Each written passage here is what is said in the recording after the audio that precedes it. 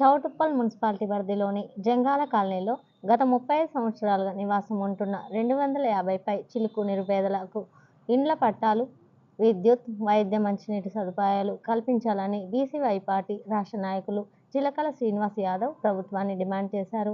గురువారం ఆయన కాలనీలో సందర్శించి మాట్లాడారు. ఈ కార్యక్రమంలో బీసీవై మండల ఇన్ఛార్జ్ ఆదేపు భిక్షపతి, భగత్, నరసింహం, రాములు, లింగస్వామి, చిన్న యాదయ్య, జంగయ్య, బుచ్చయ్య, మహంకాళి, కృష్ణ, సాలమ్మ, భారతమ్మ ఉన్నారు. 26 వరకు ఈ గుడిసెలలో ఉంటూ వీళ్ళు జీవనం గడుపుతుంటే ఎంతో బాధాకరం అనిపిస్తుంది.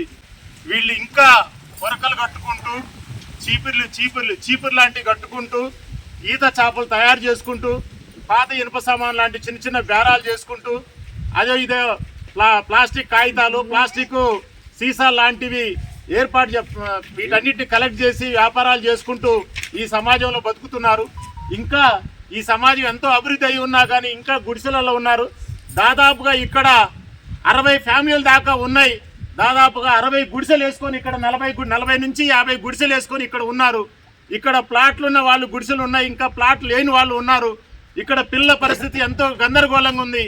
ఇది చౌటుప్పల మున్సిపాలిటీ ఇక్కడ చౌటుప్పల మున్సిపాలిటీ ప్రాంతంలో ఉన్నటువంటి ఈ ప్లేసు. ఈ బుడిగ జంగాల వాళ్ళ గురించి పట్టించుకున్నటువంటి విధానం లేదు. ఇక్కడ పరిస్థితులు చాలా దారుణంగా ఉన్నాయి. కొంతమంది నాయకులు, ప్రజాప్రతినిధులు వీళ్ళ మీద అభిమానం ఉన్నవాళ్ళు అన్నా మీకు సహకరిస్తామని అంటూ వాళ్ళు కూడా అంతో ఇంతో ముందుకు తీసుకుపోతున్నారు, కానీ అంతగా ముందుకు రాలేకపోతున్నారు. దాదాపు 40 సంవత్సరాల నుంచి ఎక్కడేసిన గొంగళి అక్కడనే ఉన్నది. వీళ్ళు కనీసం తాగడానికి కావాల్సినటువంటి వాటర్ ఫెసిలిటీ కూడా ఇక్కడ లేదు. ఇక్కడ మురికి కాలువల ఫెసిలిటీ లేదు. అదేవిధంగా ఇక్కడ సిమెంట్ రోడ్లు లేవు. అదేవిధంగా మంచినీళ్ళు తాగడానికి కూడా ఇక్కడ వాటర్ ట్యాంకులు లేవు. ఇక్కడ వీళ్ళ పరిస్థితి చాలా గందరగోళంగా ఉంది. ఇంకా చెప్పుకుంటూ పోతే దాదాపుగా ఏందనమాట 70 సంవత్సరాలు 60 సంవత్సరాలు ఉన్న వాళ్ళకు కూడా ఇంకా పెన్షన్స్ రాలేదంటే వీళ్ళ గురించి పట్టించుకున్న వాళ్ళు లేరు.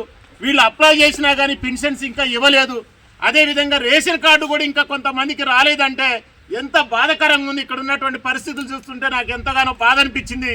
తక్షణమే ప్రభుత్వాన్ని నేను డిమాండ్ చేస్తున్నా.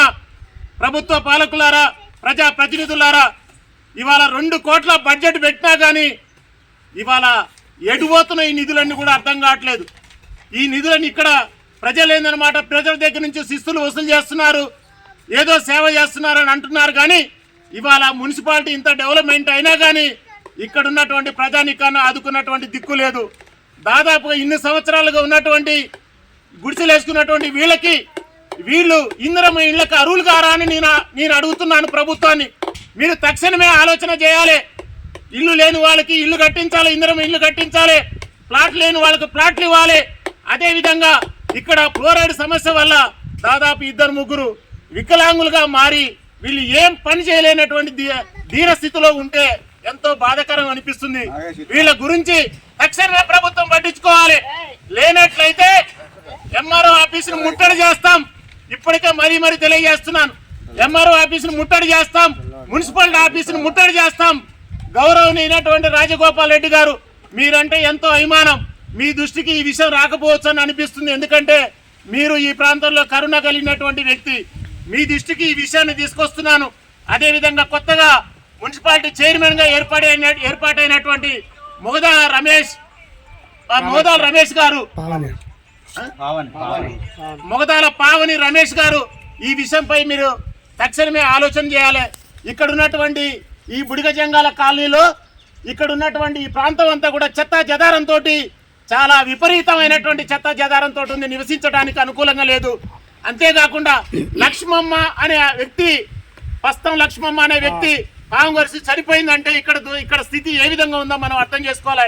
వీళ్ళందరి మీద మీరందరు కలిపి కరుణ చూపించి ఈ సమాజాన్ని ఆదుకొని ఈ బుడిగ జంగాల కాలనీలు అందరినీ కూడా ఆదుకొని ఈ గుడిసెల సమస్య నుంచి ఇమీడియట్ గా ఇందిరమ్మ కాలనీ సమస్యగా ఇందిరమ్మ కాలనీ ఇచ్చినట్టుగా ఈ ప్రజలందరూ ఆదుకోవాలని చెప్పేసి బీసీవై పార్టీ సంబంధించినటువంటి చిలకల శ్రీనివాస్ని మాట్లాడుతున్నాను. అదేవిధంగా ఆడే భిక్షపతి, అదేవిధంగా భగవతులు అంటే ఇక్కడ కొంతమంది సభ్యులందరం కూడా పాల్గొనడం జరిగింది. కాబట్టి తక్షణమే ప్రభుత్వం ఆలోచన చేసి నిర్ణయం తీసుకోవాలని చెప్పేసి ప్రభుత్వ దృష్టికి తీసుకొస్తూ నమస్కారాన్ని తెలియజేస్తున్నాను.